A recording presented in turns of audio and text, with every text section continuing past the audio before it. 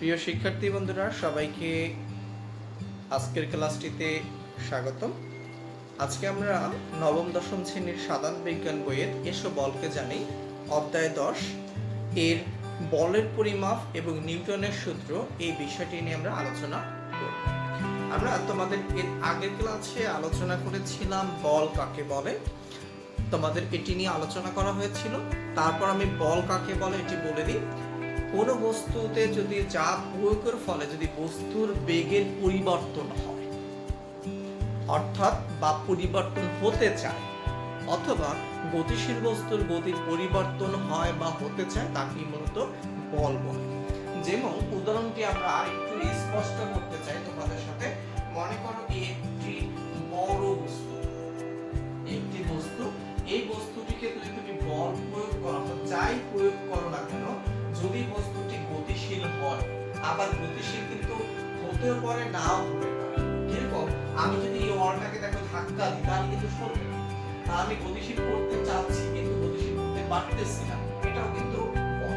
আবার আমি দেখে ছোট বস্তুকে ধাক্কা দিই, তাহলে কিন্তু সেটা চলে যাবে, তাহলে সেটাই হচ্ছে কিন্তু বল। আবার একটি ছোট সাইকেল চলতেছে, তুমি ধাক্কা দিয়ে গতিকে বৃদ্ধি করতে পারো, তাহলে তুমি এখানে গতির পরিবর্তন করতেছো। আবার একটি বড় ট্রাক যদি চলে যায়, তুমি কিন্তু এটিকে টেনে হাত দিয়ে থামিয়ে রাখতে পারবে না, কিন্তু তুমি কিন্তু গতির পরিবর্তন করতে চাচ্ছ। তাহলে বল হচ্ছে ওই বিষয়টি যা কোনো স্থির বস্তুকে গতিশীল করে বা করতে চায়, অথবা গতিশীল বস্তুর গতির পরিমাপ করে, তাই হচ্ছে বল। এবং এই বল বুঝতে গেলে তোমাকে আরেকটি বিষয় বুঝতে হবে, সেটা হচ্ছে জড়তা। এই জড়তা নিয়েও আমরা এর আগের ক্লাসগুলোয় তোমাকে আলোচনা করেছি। অর্থাৎ বস্তু যে অবস্থায় থাকে, সেই অবস্থায় থাকতে চাওয়ার যে প্রবণতা, সেটি হচ্ছে জড়তা। বস্তু যে অবস্থায় থাকতে চায়, সেই অবস্থায় থাকতে চাওয়ার যে প্রবণতা, তার জড়তা বেশি। যার ভর বেশি তার জড়তা বেশি। যেমন মনে করো এই বড় একটি পাথর আর এই ছোট পাথর, এটি বড় পাথর, এটি হচ্ছে ছোট পাথর। এখন তুমি নিশ্চয়ই বুঝতে পারছো, এই ছোট পাথরে যদি আমরা বল প্রয়োগ করি, তাহলে কম বল প্রয়োগ করলে কিন্তু এটি সরবে। এটির ভর বেশি অর্থাৎ জড়তা বেশি, তাহলে এখানে কিন্তু অনেক বেশি পরিমাণ বল প্রয়োগ করে এটিকে সরাতে হবে। তাহলে আমরা বলতে পারি যে বস্তুর ভর বেশি তার জড়তা বেশি। আবার যদি জড়তা বেশি হয়, তাহলে বেশি পরিমাণ বল প্রয়োগ করতে হবে। আমাদের এখানে প্রথম যে আলোচ্য বিষয়টি, সেটি হচ্ছে বলের পরিমাপ। আমরা একটু বলের পরিমাপ নিয়ে আলোচনা করব। দেখো বল প্রয়োগ করলে কি হয়, যদি আমরা বল প্রয়োগ করি, এই একটি বস্তু আছে, দেখো এই বস্তুটি বেগ হচ্ছে তোমার শূন্য, বেগ শূন্য, এটিকে বলে আদিবেগ। তোমাদের এর আগে এটি আলোচনা করা হয়েছে। আদিবেগকে ইউ দিয়ে প্রকাশ করা হয়, যেটি 0 মিটার পার সেকেন্ড। একক হচ্ছে 0 মিটার পার সেকেন্ড। এখন আমি যদি এটিকে বল প্রয়োগ করি, দেখো আমি বল প্রয়োগ করার কারণে বস্তুটি এই অবস্থানে চলে আসে, বস্তুটি এই অবস্থানে চলে আসে এবং তার যে বেগ হয়েছে সেটি মনে করো 10 মিটার পার সেকেন্ড। এটি হচ্ছে আমাদের শেষ। তাহলে আমরা একটু বিষয়টি বুঝিনি। আমি এই বস্তুটির উপর F বল প্রয়োগ করেছি। F বল প্রয়োগ করার কারণে বস্তুটির বেগ ছিল 0, সেখান থেকে বেগ বৃদ্ধি পেয়েছে 10 মিটার পার সেকেন্ড। এই যে বেগের পরিবর্তন হয়েছে, এটি হচ্ছে ত্বরণ। এই বেগ পরিবর্তন হতে আমাদের নিশ্চয়ই একটি সময়ের প্রয়োজন হয়েছে, আর সময় লেগেছে মনে করো, সময় লেগেছে মনে করো 5 সেকেন্ড। সেকেন্ডকে s দিয়ে লেখা। তাহলে আমরা একটু বুঝে নিই বিষয়টি। এখানে F বল প্রয়োগ করার কারণে বস্তুটির বেগ ছিল 0 এবং বস্তুটির 5 সেকেন্ড অর্থাৎ বেগ হয়েছে 10 মিটার পার সেকেন্ড। তা এই যে বেগের পরিবর্তন হয়েছে, তাহলে বল প্রয়োগ করলে কি হয়, বেগের পরিবর্তন। এখন এই বস্তুটির অবশ্যই একটি ভর ছিল, এই বস্তুটির অবশ্যই একটি ভর ছিল। আরেকটি বিষয় তোমাদেরকে বলে দিই, যে বেগের পরিবর্তন হলো ত্বরণ। এটি কিন্তু আমরা এর আগে অনেকবার তোমাদেরকে দেখিয়ে দিয়েছি। বেগের পরিবর্তন হলো ত্বরণ।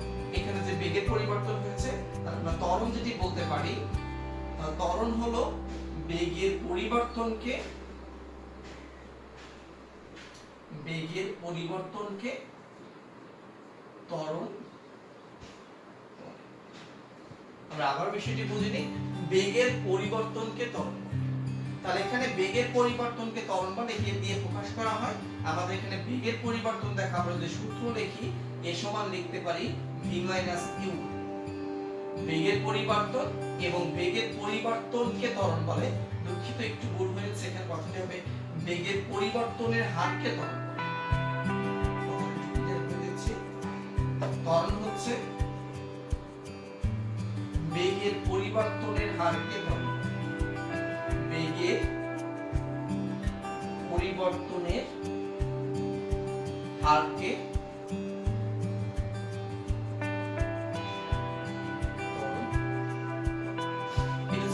পরিবর্তনের হারকে ত্বরণ বলে এবং ত্বরণকে এ দিয়ে প্রকাশ করা হয়। ত্বরণ কি দিয়ে প্রকাশ করা হয়? এ দ্বারা ত্বরণকে প্রকাশ করা। বুঝলি? বেগের পরিবর্তনের হারকে ত্বরণ বলে, ত্বরণকে এ দ্বারা ত্বরণকে প্রকাশ করা হয়। তাহলে আমি যদি সূত্র আকারে লিখি তাহলে এটি লিখতে পারি v - u/t। আমরা লিখতে পারি a সমান v - u বাই হচ্ছে t। এখানে দেখো v - u হচ্ছে বেগের পরিবর্তন আর t হচ্ছে তোমার তার সময়, অর্থাৎ সময় দ্বারা এখানে হার বোঝানো হচ্ছে। তাহলে বিষয়টি আমরা যদি আবার একটু খেয়াল করি, এখানে তোমরা যে বল প্রয়োগ করেছো, কি প্রয়োগ করেছো? বল প্রয়োগ করার কারণে বেগের পরিবর্তন হয়েছে। এখন এই বস্তুটি অবশ্যই কিন্তু একটি কি ছিল? ভর ছিল। এই বস্তুটি একটি ভর ছিল, যে ভরটি হচ্ছে a। এটি একটি ভর ছিল, তাহলে এই বস্তুর কিন্তু ভরের কিন্তু কোনো পরিবর্তন হবে। তুমি যতই বল প্রয়োগ করো বেগের কিন্তু কোনো পরিবর্তন হবে। এখন এখানে আরেকটি বিষয় আমাদের বুঝতে হবে, এই বস্তুর ভর যত হবে বেশি হবে, এখানে কিন্তু বেগের পরিবর্তন তত কম হবে, কারণ এই ভরটা কিন্তু জড়তা, সে সেই অবস্থায় থাকতে চায়। তাহলে বল প্রয়োগ করলে বস্তুর কি পরিবর্তন হয়? বেগের পরিবর্তন হয়। তাহলে বস্তুর যে ভর আছে সেটি হচ্ছে, তাহলে আমরা বলের পরিমাপ কি কি বিষয়ের উপর নির্ভর করে? ত্বরণ আর হচ্ছে ভর। তাহলে আমরা যদি ত্বরণ আর ভর যদি আমরা গুণ করি তাহলে কিন্তু আমরা বলের পরিমাপটি বের করতে পারি। কারণ দেখো, বস্তুর উপর যদি বল প্রয়োগ করা হয় তাহলে বস্তুর ত্বরণ সৃষ্টি হয়। তাহলে তুমি কি পরিমাণ বল প্রয়োগ করেছো সেই পরিমাণ ত্বরণ হবে। তাহলে বলের পরিমাণ আপনার ত্বরণ এবং তুমি কত ভরের বস্তুর উপর বল প্রয়োগ করেছো, এই দুটি হিসাব করলে আমরা বলের পরিমাপ বের করতে পারবো। আমি বিষয়টি সহজ করার জন্য আরেকটি উদাহরণ দিই। মনে করো তুমি একটি ট্রাকে যে পরিমাণ বল প্রয়োগ করবা, ওই একই পরিমাণ বল যদি একটি সাইকেলের উপর প্রয়োগ করো, এখানে কিন্তু সাইকেলটি বেশি গতিশীল হবে। তাহলে বল কিন্তু এখানে একটি গুরুত্বপূর্ণ বিষয়। বল হচ্ছে একটি গুরুত্বপূর্ণ বিষয়। তাহলে আমরা বলতে পারি যে বলের পরিমাপটি তাহলে কোন কোন বিষয়ের উপর নির্ভর করে। তাহলে আমরা এখানে লিখতে পারি, সাইডে দেখো, তাহলে বলের পরিমাপ, বলের পরিমাপ আমরা লিখতে পারি F সমান m। তাহলে বল সমান যদি বাংলায় লিখি দিই ভর ইনটু ত্বরণ, এই দুটোর গুণফলই হচ্ছে বলের পরিমাপ। ভর আর হচ্ছে ত্বরণ এর গুণফল দ্বারা বলের পরিমাপ করা। আশা করি তোমরা বুঝতে পেরেছো বিষয়টা। আমি আবার একটু রিভিউ করে দিচ্ছি তোমাদের বোঝার সুবিধার্থে।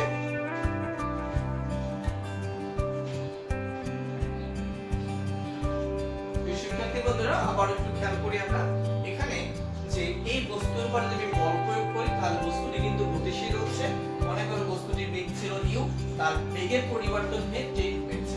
আর এই যে বেগের পরিবর্তন হয়েছে এটি কিন্তু মূলত বল প্রয়োগ করার কারণে হয়েছে। এখন এই বস্তুর ভরও কিন্তু এখানে রিলেটেড, কারণ বস্তুর ভর যত বেশি হবে বেগের পরিবর্তন কিন্তু কম হবে, কারণ ভর কিন্তু একটি জড়তা হিসেবে কাজ করে। তাহলে আমরা বলতে পারি সময় লেগেছে মনে করো বেগের পরিবর্তন হতে 5 সেকেন্ড, তাহলে এই যে বেগের পরিবর্তন, এই বেগের পরিবর্তনই হচ্ছে ত্বরণ। তাহলে আমরা ত্বরণের সংজ্ঞা পাই কি, বেগের পরিবর্তনের হারকে ত্বরণ বলে। এ দ্বারা ত্বরণ প্রকাশ করা হয়, তাহলে আমরা লিখতে পারি এ সমান v - u/t। তাহলে v - u/t লিখতে পারি। তাহলে F = ma।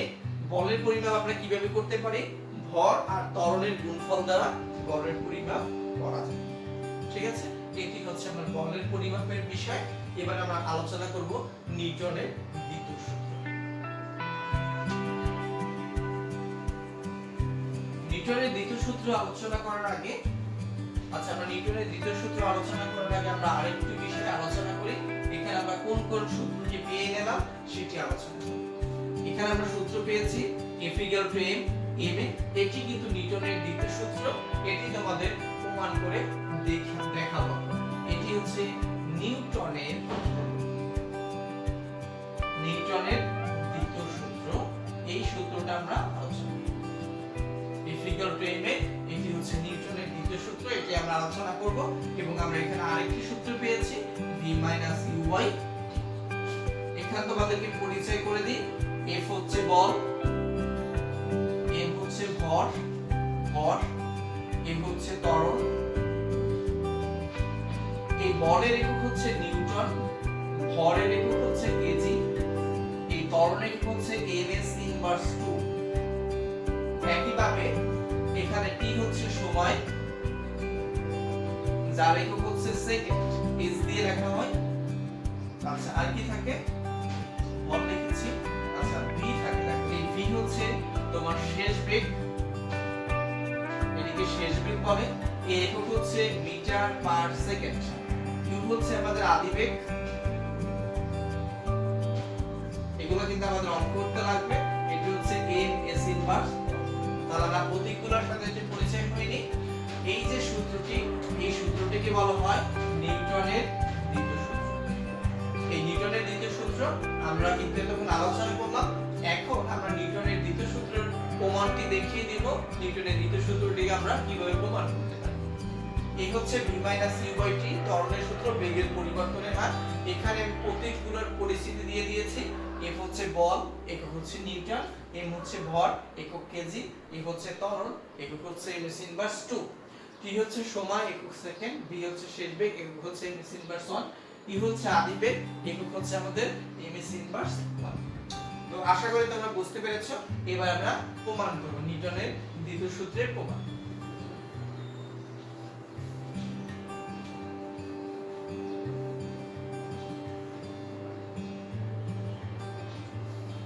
এবার হচ্ছে নিউটনের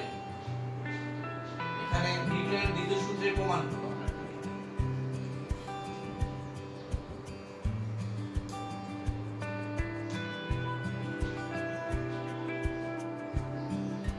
নিউটনের দ্বিতীয় সূত্রের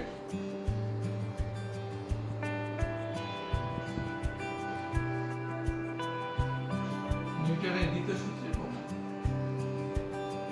এটি আমরা এখন তোমাদেরকে দেখিয়ে দেব নিউটনের দ্বিতীয় সূত্রের প্রমাণটি আমরা কিভাবে করতে পারি। নিউটনের দ্বিতীয় সূত্রের প্রমাণ করার আগে আমাদের আরেকটি বিষয় শিখতে হবে, সেটি হচ্ছে ভরবেগ। ভরবেগটা কি আমরা একটু দেখে নিই। ভরবেগ একটি ভেক্টর রাশি, আমাদের একটু ভরবেগ জানতে হবে। ভরবেগ সমান লেখা যায় ভর ইনটু বেগ, এটিকে আমরা লিখতে পারি। এবং ভরবেগকে p দিয়ে প্রকাশ করা হয়। এই ভরবেগকে প্রকাশ করা হয় p দিয়ে। আর এই যে ভর আর বেগ, তাহলে আমরা লিখতে পারি কি, দেখো এই সমান আমরা লিখতে পারি হচ্ছে m। আবার খেয়াল করো, ভরবেগকে প্রকাশ করা হয় p দিয়ে, ভরবেগটা আমরা লিখতে পারি ভর ইনটু হচ্ছে বেগ। ভরবেগকে p দিয়ে প্রকাশ করা হয়, ভরকে m দিয়ে, বেগকে হচ্ছে v দিয়ে। এখানে ভরবেগ একটি ভেক্টর রাশি, এই যে ভরবেগ এটি ভেক্টর রাশি। ভরবেগ হচ্ছে ভেক্টর রাশি, কিন্তু এখানে দেখো ভর কিন্তু স্কেলার রাশি। আর এই v হচ্ছে আমার ভেক্টর রাশি। তোমাদের ভেক্টর রাশি এবং স্কেলার রাশি এই সম্পর্কে আইডিয়া আছে। তারপর আমি একটু আলোচনা করে দিই। ভেক্টর রাশি যে রাশিগুলো প্রকাশ করতে মান এবং দিক উভয়ের প্রয়োজন সেটি হচ্ছে ভেক্টর রাশি। আবার স্কেলার রাশি হচ্ছে যে রাশিগুলো প্রকাশ করতে শুধু মানের প্রয়োজন আছে সেটি হচ্ছে স্কেলার রাশি। আর রাশি কি? রাশি হচ্ছে যেগুলো পরিমাপ করা যায় সেগুলোকে রাশি বলে। যেরকম তোমার আবেগ, তোমার কষ্ট, তোমার ভালোবাসা এগুলো কিন্তু পরিমাপ করা যায় না, এগুলো আনকাউন্টেবল অর্থাৎ অপরিমাপযোগ্য। কিন্তু যে রাশিগুলো, যে মানগুলো, যে রাশিগুলো পরিমাপ করা যায় বা যে বিষয়গুলো পরিমাপ করা যায় সেগুলো হচ্ছে রাশি, অর্থাৎ যা পরিমাপ করা যায়। তো ভরবেগ আমরা হচ্ছে জানি কি ভেক্টর রাশি, যেখানে ভর স্কেলার রাশি এবং বেগ হচ্ছে ভেক্টর রাশি। আমাদের নিউটনের দ্বিতীয় সূত্র প্রমাণ বুঝতে হলে এই টপিকটি কিন্তু আমাদের লাগবে। এখন দেখো, তুমি যখন একটি বস্তু, আমরা একটু উদাহরণ দিই বোঝাবার জন্য। তোমার বাসার যে খেলনা গাড়িগুলো আছে তার একটা ভর আছে এবং তার একটি ভর আছে এবং তার খেলনা গাড়ির ভর,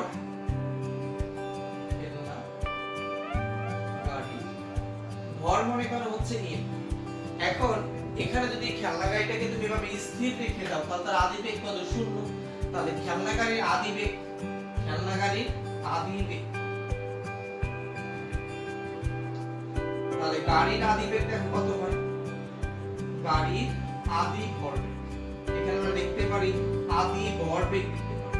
তাহলে আদি ভরবেগটা আমরা কিন্তু mu লিখতে পারি। mu লিখতে পারি কিভাবে? দেখো, গাড়ির আদি ভরবেগ mu লিখতে পারি কারণ তার একটা ভর আছে এবং তার কিন্তু একটি বেগ আছে। সেই বেগটি 0 হতে পারে বা অন্য যে কোনো সংখ্যা হতে পারে। এবং দেখো গাড়ির শেষ, গাড়ির শেষ ভরবেগ, তাহলে শেষ ভরবেগ মানে হচ্ছে m, অর্থাৎ গড়ের সাথে যখন বেগ গুণ থাকবে তখন হচ্ছে ভরবেগ। আবার ওই জিনিসটা বুঝে নিই, ভরের সাথে যখন বেগ গুণ থাকবে তখন হচ্ছে ভরবেগ। আর তাহলে এটার আদি বেগ গুণ আছে, তাহলে এটা আদি ভরবেগ, এর সাথে শেষ বেগ গুণ আছে, তার হচ্ছে শেষ ভরবেগ। তাহলে তুমি যদি বল প্রয়োগ না করো তাহলে কি তার শেষ বেগের পরিবর্তন হবে? তাহলে তুমি দেখো, শেষ ভরবেগ অর্থাৎ ভরবেগের পরিবর্তন করতে কিন্তু বলের প্রয়োজন। বলের প্রয়োজন ছাড়া কিন্তু ভরবেগের পরিবর্তন হবে না। আমরা আবার বিষয়টি বুঝে নিই, ভরবেগের পরিবর্তন ছাড়া কিন্তু বেগের পরিবর্তন কোনোভাবেই সম্ভব না। অর্থাৎ ভরবেগের পরিবর্তন, তাহলে বল প্রয়োগ করলে ভরবেগের পরিবর্তন হবে। আমি এখানে লিখে দিই, বল প্রয়োগ করলে ভরবেগের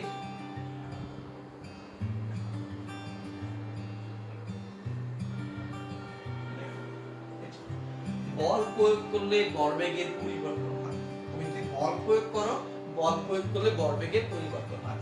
তাহলে অতএব ভরবেগের পরিবর্তন আমরা লিখতে পারি কি? দেখো, ভরবেগের পরিবর্তন, ভরবেগের পরিবর্তন তাহলে আমরা লিখতে পারি mv মাইনাস হচ্ছে au কিন্তু না। তাহলে বিষয়টি তোমরা একটু দেখে নাও।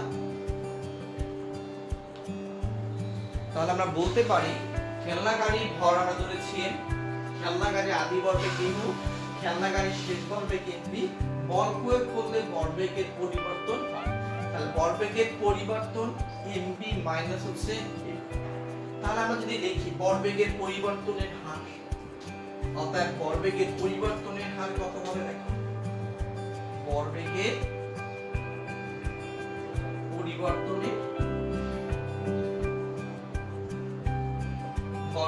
পরিবর্তনের হারকে আমরা বলতে পারি mv মাইনাস হচ্ছে au। এখানে হার বলতে সময়ের সাথে ভাগ বোঝায়। তাহলে দেখো, ভরবেগের পরিবর্তনের হার হচ্ছে mv মাইনাস au ভাগ হচ্ছে t। এটিকে বলা হয় ভরবেগের পরিবর্তনের হার। তাহলে এই যে ভরবেগের পরিবর্তনের হার, তুমি একটু খেয়াল করো বিষয়টি। এখানে কিন্তু আমাদের এই যে m যদি আমরা কমন নিই তাহলে v মাইনাস u বাই কত t লিখতে পারি না? m equal to v minus u by t। এই যে v minus u by t আমি একটু আগে তোমাদেরকে প্রমাণ করে দেখিয়েছিলাম যে v minus u by t এটি হচ্ছে, তাহলে আমি এখানে লিখতে পারি হচ্ছে e। তাহলে এই যে m আর a এটিও কিন্তু ভরবেগের পরিবর্তনের হার। এই যে ভরবেগের পরিবর্তনের হার, আমরা যে ভরবেগের পরিবর্তনটা পেয়েছি আমরা কি বল প্রয়োগ না করলে ভরবেগের পরিবর্তন হবে? তুমি যদি একটি গাড়িকে এই অবস্থায় রেখে দাও, আমি যদি গাড়ি আঁকতে পারি না, একটি গাড়ি মনে করো, এখন এই মুহূর্তে তার ভর হচ্ছে m এবং আদিবেগ হচ্ছে আমাদের 0 মিটার পার সেকেন্ড। আদিবেগ m, দুঃখিত, ভর m 0 মিটার পার সেকেন্ড। তুমি যদি বল প্রয়োগ না করো, কোন অবস্থায় কিন্তু তার বেগের পরিবর্তন হবে না। তাহলে এখানে তার এখন এই অবস্থা হচ্ছে তার আদি ভরবেগ, আর তার আদি ভরবেগটাকে আমরা লিখতে পারি কি, দেখো এই অবস্থা আমরা আদি ভরবেগটা লিখতে পারি mu, লিখতে পারি হচ্ছে আদি ভরবেগ, mu আদি ভরবেগ লিখতে পারি। যখন বল প্রয়োগ করা হবে, তুমি যদি এখানে বল প্রয়োগ করো, বল প্রয়োগ করলে এই গাড়িটি কিন্তু মুভিং করে চলে আসবে এখানে। এখানে চলে আসার কারণে তার ভর কিন্তু ঠিকই আছে, পরিবর্তন হবে না, তার বেগ কিন্তু পরিবর্তন হয়ে গেছে। তাহলে শেষ ভরবেগের পরিবর্তন, শেষ ভরবেগ হবে হচ্ছে আমার mv, এই যে হচ্ছে আমার শেষ ভরবেগ। তাহলে এই শেষ যে ভরবেগ আর এই আদি ভরবেগ, এটি কেন পরিবর্তন হলো? এই যে আমরা বল প্রয়োগ করেছি। যদি বল প্রয়োগ না করতাম, কোনোভাবেই কিন্তু ভরবেগ পরিবর্তন হতো না।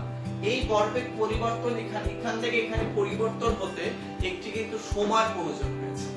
এখান থেকে এখানে আসতে একটি সময় প্রয়োজন হচ্ছে, সেই সময়টা হচ্ছে t বা যে কোনো সময়, যে কোনো সেকেন্ড বা যে কোনো মিনিট। তাহলে সময়কে যখন তুমি অনুবাদ করবা, সেটা হচ্ছে ভরবেগের পরিবর্তনের হার।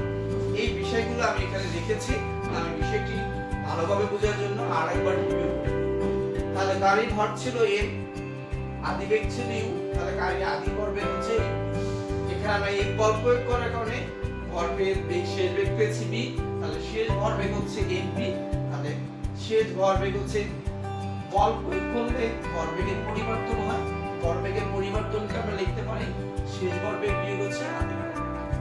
এই পরিবর্তন হতে একটু সময় লেগেছে। তাহলে ভরবেগের পরিবর্তনের হার, এটি আমরা লিখতে পারি ভাগ দিয়ে, আমরা m যদি কমন নিই, v - u আসে t, এই v - u t সমান আমরা লিখতে পারি a। তাহলে এই যে m, এটি হচ্ছে ভরবেগের পরিবর্তনের হার। তাহলে আমরা m এটাকে কি লিখতে পারি, দেখো, তাহলে আমরা m এই কথাটিকে আমরা লিখতে থাকি, m কে লেখা যায় সমান হচ্ছে ভরবেগের পরিবর্তন, একে লেখা যায় ভরবেগের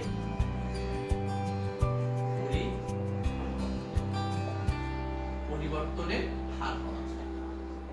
তাহলে দেখো m হচ্ছে আমাদের ভরবেগের পরিবর্তনের হার। আশা করি তোমরা এটি বুঝতে পেরেছো।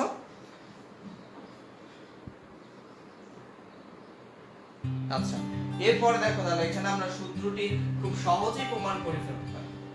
নিউটনের যে দ্বিতীয় সূত্র, একটু খেয়াল করো, তুমি যত বেশি বল প্রয়োগ করবা, বেগের পরিবর্তন কিন্তু তত বেশি হবে। অর্থাৎ তুমি আস্তে ছেড়া দিলে আস্তে বল প্রয়োগ করলে এটা আস্তে গড়াবে, জোরে বল প্রয়োগ করলে এটি জোরে গড়াবে। অর্থাৎ যত বেশি বল প্রয়োগ করবা, তত বেশি বেগের পরিবর্তন হবে। তাহলে নিউটনের যে দ্বিতীয় সূত্র যেটি বলা হয়েছে, যে ভরবেগের পরিবর্তনের হার প্রযুক্ত বলের সমানুপাতিক। নিউটনের দ্বিতীয় সূত্র, তাহলে দ্বিতীয় সূত্রের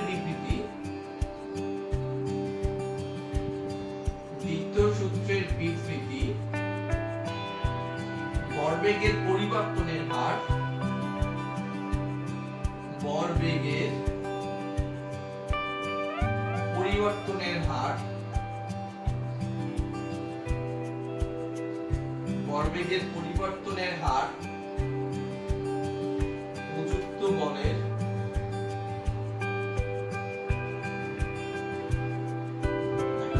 ভরবেগের পরিবর্তনের হার প্রযুক্ত বলের সমানুপাতিক।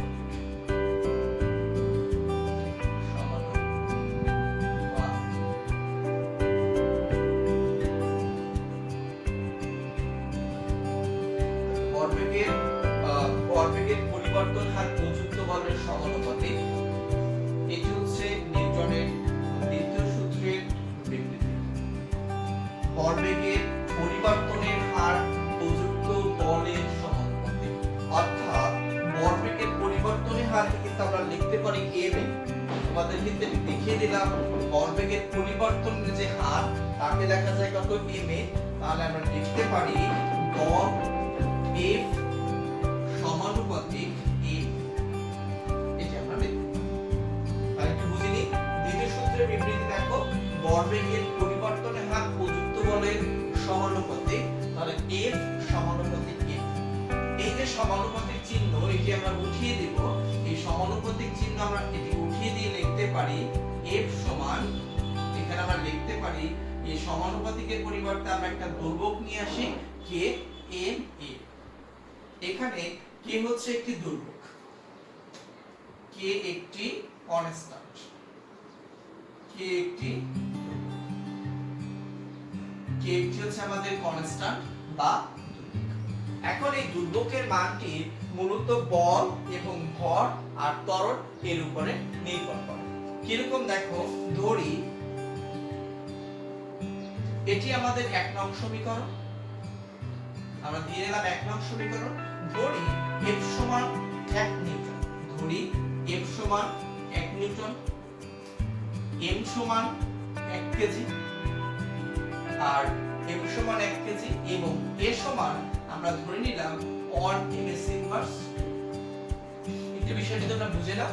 ধরি F সমান 1 নিউটন, M সমান 1 কেজি, A সমান কত 1 ms ইনভার্স 2।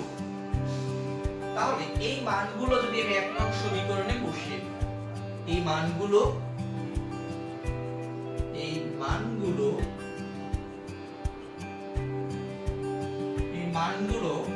নং সমীকরণে বসিয়ে, 1 নং সমীকরণে বসাই। তাহলে আমি যদি 1 নং সমীকরণে বসাই, দেখো F এর মান আমরা বসিয়ে দিলাম 1 নিউটন। আমি এখানে লাইনটি লিখে নিই, F সমান K A L।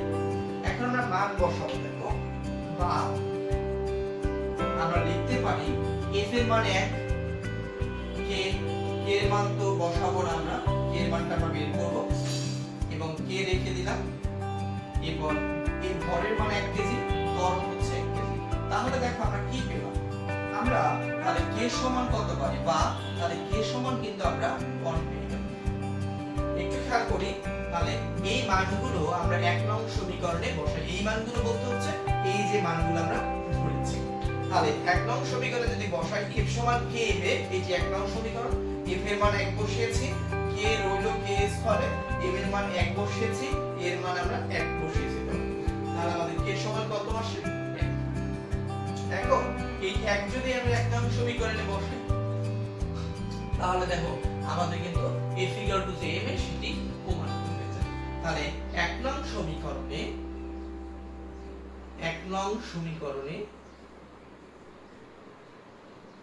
K সমান 1 বসাই।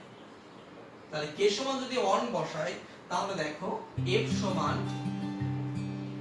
1 নং সমীকরণে K সমান 1 বসালে, তাহলে আমাদের F সমান K M এ আছে, বা এখানে আমরা K এর মানটি কত পেয়েছি, K এর মানটি কিন্তু আমরা পেয়েছি 1। এখানে আমরা কিন্তু K এর মানটি পেয়েছি 1, এখানে বসিয়ে দিব 1 M into A। তাহলে আমরা কি পেয়ে গেলাম, এই ফিগারটা আমরা পেয়ে গেলাম হচ্ছে M। তাহলে আমাদের কিন্তু প্রমাণ হয়ে গেল। তাহলে F = M, এটি হচ্ছে কিন্তু নিউটনের দ্বিতীয় সূত্র, এটি কিন্তু প্রমাণিত, এটি কিন্তু আমাদের প্রমাণ হয়ে গেল। আমি বিষয়টি তোমাদেরকে আবারও বুঝিয়ে দিতে, দেখো কিভাবে শেষ করলাম। ভরবেগের পরিবর্তনের হার প্রযুক্ত বলের সমানুপাতিক। তাহলে প্রযুক্ত বলের সমানুপাতিক, তাহলে F সমানুপাতিক M এ। ভরবেগের পরিবর্তনটাকে M এ দিয়ে লেখা যায়, সেটি আমি তোমাদেরকে এখানে বিস্তারিত দেখিয়ে দিয়েছি কিভাবে লেখা যায়। এরপরে আমরা এই সমানুপাতিক চিহ্নটি এখানে K বসিয়ে দিয়েছি। K এর মানটি প্রযুক্ত বল, বস্তুর ভর এবং হচ্ছে বস্তুর ত্বরণ এর উপর নির্ভর করে। আমরা বস্তুর বল ধরেছি 1 নিউটন, প্রযুক্ত ভর ধরেছি 1 কেজি এবং এ ধরেছি হচ্ছে আমরা 1 ms ইনভার্স 2 ধরেছি। তাহলে এই মানগুলো আমরা 1 নং সমীকরণে যদি বসিয়ে দিই, 1 নং সমীকরণ হচ্ছে F = M, বা F এর মান 1, K হলো M এর মান 1 এবং K এর মান হচ্ছে, তাহলে K হলো পেলাম 1। এই 1 এর এই যে K সমান 1 পেলাম, এটি আমরা 1 নং সমীকরণে বসিয়ে F = পেয়েছি, এটি হচ্ছে প্রমাণ। এখানে আরেকটি গুরুত্বপূর্ণ বিষয়, এখানে আমরা বলের সংজ্ঞা দিতে পারি, মানে 1 নিউটন বলের সংজ্ঞাটি তোমাদের এখানে দিতে পারি। 1 নিউটন বলের সংজ্ঞাটি আমরা তোমাদেরকে এখন বা এখানে আমি লিখে দিচ্ছি। 1 নিউটন বলের সংজ্ঞাটি তোমাদের বইও আছে, তাহলে দেখো একটু 1 নিউটন বলের সংজ্ঞাটি কি তোমরা একটু লিখে নিতে পারো, বা তোমাদের বইতে আছে আমি বুঝিয়ে দিই। সংজ্ঞাটি সরাসরি বইতে দেওয়া আছে। সংজ্ঞাটি হচ্ছে এরকম, এখান থেকে তোমরা যদি খেয়াল করো এই স্থান থেকে আমরা সংজ্ঞাটি বের করে নিয়ে আসতে পারি। এখান থেকে আমরা সংজ্ঞাটি বলতে পারি। দেখো কিভাবে বলতে পারি, আমরা 1 নিউটন যখন বল হয় তখন ভর কয় কেজি ধরা হয়েছে? 1 কেজি। ত্বরণ কত হয়েছে? 1। তাহলে কোন বস্তুর ভর যদি 1 কেজি হয়, তার ত্বরণ 1 m/2 সৃষ্টি করতে যে পরিমাণ বলের প্রয়োজন তাকে 1 নিউটন। তোমরা যদি এখানে খেয়াল করো আমার সাথে, তোমাদের সংজ্ঞাটি এখনই মুখস্থ হয়ে যাবে। এখানে দেখো যখন 1 নিউটন বল তখন 1 কেজি ভর এবং হচ্ছে ত্বরণ হচ্ছে 1। তাহলে যে পরিমাণ বল 1 কেজি ভরের কোন বস্তুর উপর প্রয়োগ করলে তার ত্বরণ 1 m/2 সৃষ্টি হয় তাকে 1 নিউটন বলে। আমি এখানে লিখে দিই যে পরিমাণ বল 1 নিউটন কাকে বলে। প্রশ্নটি হচ্ছে 1 নিউটন। প্রশ্নটি হচ্ছে আমাদের 1 নিউটন। এটি হচ্ছে আমাদের সংজ্ঞা। তাহলে যে পরিমাণ বল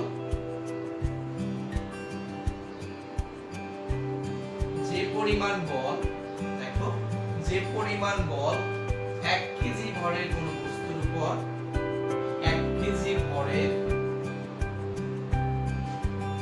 কোন বস্তুর উপর 1 কেজি ভরের কোন বস্তুর উপর প্রয়োগ করতে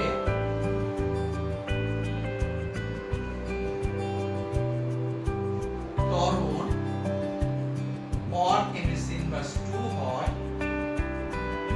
তাকে 1 নিউটন বলে। এই সংখ্যাটি তোমাদের বইও আছে, তোমরা ওখান থেকেও পড়তে পারো, এখান থেকেও পড়তে পারো। তাহলে 1 নিউটনের সংজ্ঞাটি কি? যে পরিমাণ বল, এখানে দেখো যে পরিমাণ বল 1 কেজি ভরের বস্তুর উপর প্রয়োগ করলে ত্বরণ 1 m/2 হয় তাকে 1 নিউটন বলে। আশা করি তোমরা বুঝতে পেরেছো। তোমরা এটি নোট করে রাখবে। এখন আমরা তোমাকে গাণিতিক সমস্যা লিখি।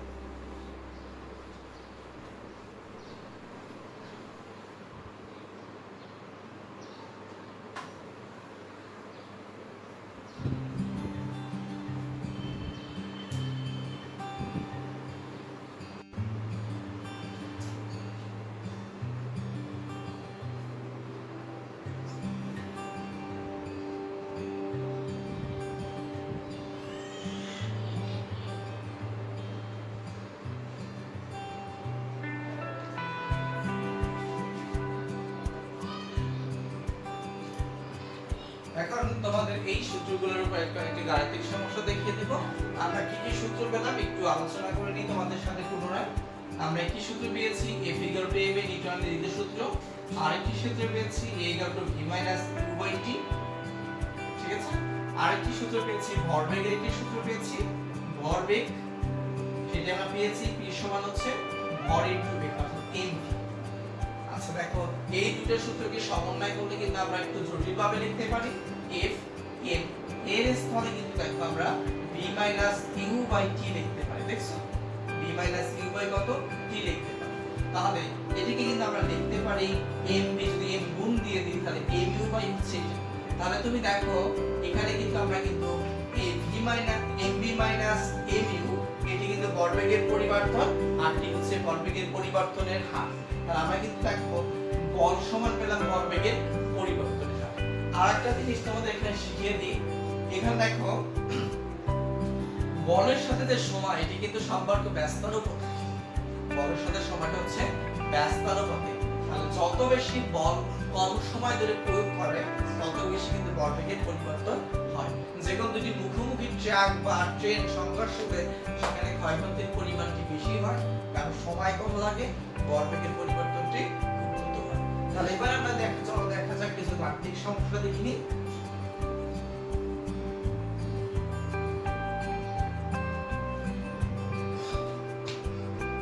প্রথমে আমরা সহজ দুটি গাণিতিক সমস্যা দিয়ে শুরু করি। একটি বস্তুর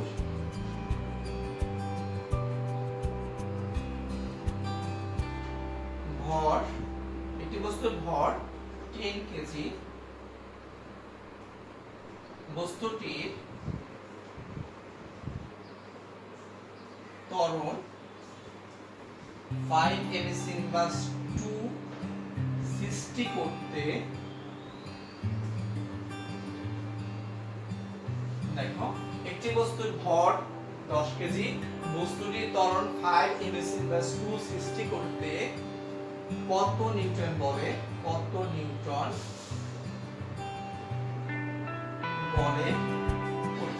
একবারই সহজ একটি অঙ্ক দিয়েছি। তাহলে একটু খেয়াল করি, আমরা যদি খেয়াল করে দেখি, সেটা হচ্ছে দেখো এখানে ভর আছে আমাদের 10 কেজি। এখানে কি কি তথ্য আছে? আমাকে ত্বরণ সৃষ্টি করতে হবে কত? ত্বরণ এইটা আমাকে 5 ms/2 সৃষ্টি করতে হবে, এবং তার জন্য আমার প্রয়োজনীয় ভরটি কত এটি আমাকে বের করতে হবে। এখন আমাদের জানা আছে, আমরা জানি a figure to m। তাহলে আমি বা দিয়ে লাইনটির স্থান পরিবর্তন করি, পার্শ্ব পরিবর্তন করলাম। এবার দেখো শুধু মান বসিয়ে দাও, আমরা যেহেতু আমাদের পরিবর্তন করার প্রয়োজন না, আমি তো বল বের করব। দুঃখিত। তাহলে আমার a ফিগারে দেখো ভরের মানটি হচ্ছে আমাদের 10, a হচ্ছে আমাদের 5। যেহেতু এখানে বল বের করতেছি আমরা, দেখো বলের হচ্ছে নিউটন, তাহলে আমরা ব্র্যাকেট দিয়ে কিন্তু একবারে নিউটন লিখতে পারি। তোমাদের আরেকটি তথ্য যে লিখে দিই আমি এখানে, সেটা হচ্ছে দেখো এখানে আমরা যে বলের এককটি একটু বের করে তোমাদেরকে দেখিয়ে দিয়েছি, অঙ্কটি করে আমি দেখাচ্ছি। তাহলে এখানে কিন্তু আমাদের আসে কত? 50 নিউটন। তাহলে এটি হচ্ছে কিন্তু আমাদের উত্তর বা অ্যানসার, যেটি বলো এটি হচ্ছে আমাদের অ্যানসার বা হচ্ছে উত্তর। তার উত্তরটি হচ্ছে 50 নিউটন বল প্রয়োগ করলে বস্তুটির ত্বরণ 5 ms/2 সৃষ্টি হয়। এককের বিষয়টি নিয়ে একটু আলোচনা করব এখন।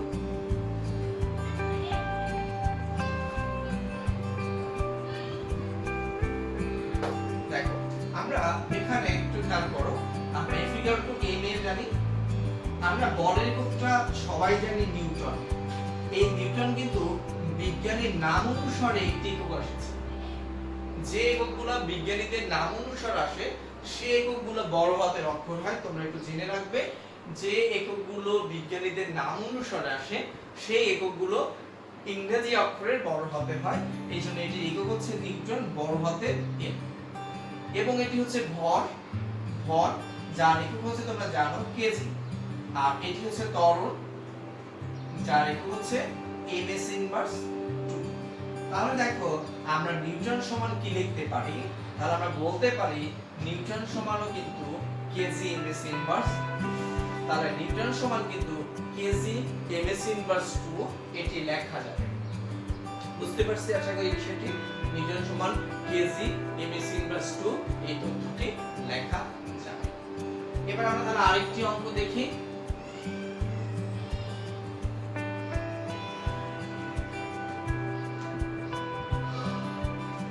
একটি বস্তুর উপর একটি বস্তুর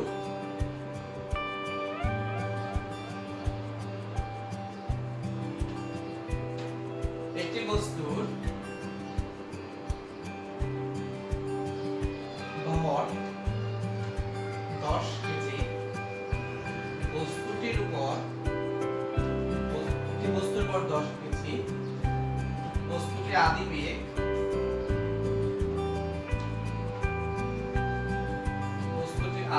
ছিল 5 ms/1।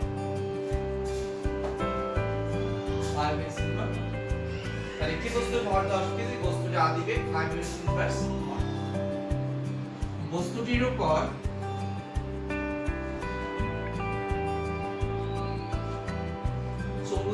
নিউটন বল প্রয়োগ করার কারণে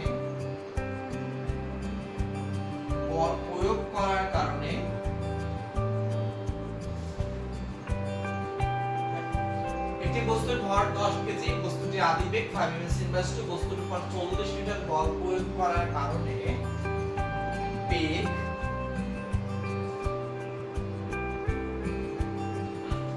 25 বেগ 30 মিটার পার সেকেন্ড বেগে বস্তুর উপর 40 নিউটন বল প্রয়োগ করার কারণে বেগ 30 মিটার পার সেকেন্ডে উন্নীত। এটি হচ্ছে আমাদের উদ্দীপক। দেখো উদ্দীপকটা কি, একটি বস্তুর উপর 10 কেজি, একটি বস্তুর ভর 10 কেজি, বস্তুটির আদিবেগ 5 m ইনভার্স 1, বস্তুটির উপর 10 নিউটন বল প্রয়োগ করার কারণে বেগ 30 মিটার পার সেকেন্ডে উন্নীত।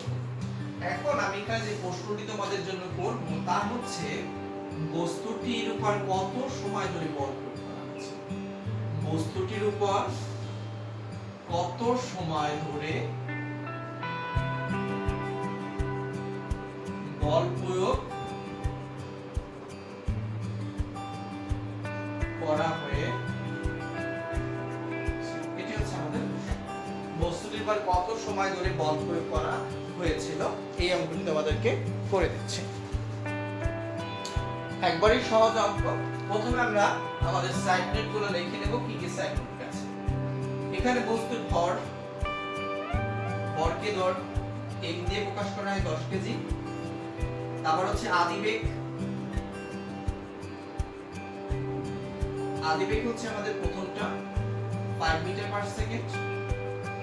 তারপর হচ্ছে আমাদের বল প্রয়োগ করা হয়েছে কত, দেখো বল প্রয়োগ করা হয়েছে f সমান 10 নিউটন, এবং শেষ বেগ আমরা যেটি পেয়েছি সেটি হচ্ছে আমাদের যে শেষ বেগ পাওয়া গিয়েছে তা হচ্ছে শেষ বেগ আমরা পেয়েছি v সমান 30 মিটার পার সেকেন্ড। আমাদের বের করতে হবে সময়, অর্থাৎ বলটি কত সময় ধরে প্রয়োগ করা হয়েছে, এটি আমাদের প্রয়োগ করতে হবে। এখন দেখো আমাদের জানা আছে, আমরা জানি আমরা জানি দেখো f সমান m এ জানি। এখন একটু বিষয়টি খেয়াল করো, f সমান m এ জানি, এখানে কিন্তু t নাই, আমাদের কিন্তু বের করতে হবে t। একটু খেয়াল করো প্রিয় শিক্ষার্থী বন্ধুরা, এখানে কিন্তু আমাদের t নাই, আমাদের কিন্তু t বের করতে হবে। কি বের করতে হবে? আমাদের t বের করতে হবে, কিন্তু এখানে কিন্তু আমাদের t নাই। এখন আমরা এই যে ত্বরণের সূত্রটি, ত্বরণটি এটি চেঞ্জ করে ফেলবো। আমাদের ত্বরণের সূত্র জানা আছে, দেখো আমি এখানে লিখে দিই। আর a সমান জানা আছে v - u/t। আর আরেকটি বিষয় খেয়াল করো, তোমাদের কিন্তু এখানে ত্বরণের মানটি নাই আছে, এখানে কিন্তু ত্বরণের মানটি নাই। তাহলে ত্বরণের যে সূত্র সেটি আমরা জানি v - u/t। তার এই মানটি আমরা, এই সূত্রটি আমরা এখানে সাবমিট করে দিই। তাহলে বা আমরা লিখতে পারি f সমান, এটিকে যদি আমরা লিখি m এর পরিবর্তে m, আর এখানে আমরা লিখব v - u/t। তাহলে দেখো আমাদের অঙ্কটি কিন্তু সহজই হয়ে গেল। এখন m দিয়ে উপরের সংখ্যাগুলোকে গুণবো, m কিন্তু উপরের সংখ্যা আমরা গুণ করে দিব, বা f সমান mv মাইনাস হচ্ছে mu, নিচে আমরা লিখতে পারি, যেহেতু আমরা t বের করব আমরা একটু r গুণন করে দিই দেখো, তাহলে আমরা এখানে লিখতে পারি t সমান mv মাইনাস mu, বা নিচে লিখতে পারি। এবার জাস্ট মান বসিয়ে দাও, অঙ্কটি কিন্তু তোমাদের হয়ে গেছে।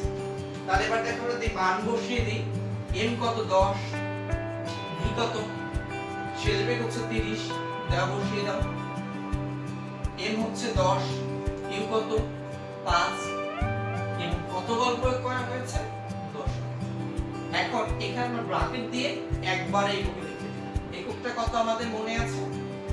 যেহেতু আমরা সময় বের করতেছি তাহলে আমাদের এককটা কিন্তু সেকেন্ড চলে আসবে। তাহলে এককটা আসবে আমাদের সেকেন্ড, এককটাতে আমাদের সেকেন্ড আসে দেখো। তাহলে আমাদের কত উত্তর হয়? আমরা ক্যালকুলেটর দিয়ে একবারে করে ফেলবো। এখানে গুণ করলে হয় 300, আর এখানে হয় কত 50। দেখো এটি গুণ করলে 300, আর এখানে গুণ করলে 5 + 50, আর 300 থেকে 50 বিয়োগ গেলে 250। 250 কে যদি 10 দিয়ে ভাগ দাও তাহলে আমাদের আসে কত 25 সেকেন্ড। তাহলে 25 সেকেন্ড ধরে আমাদের বল প্রয়োগ করা হয়েছে। তাহলে আমাদের এখানে উত্তর কি হচ্ছে 25 সেকেন্ড। তাহলে 25 সেকেন্ড ধরে বল প্রয়োগ করা হয়েছে।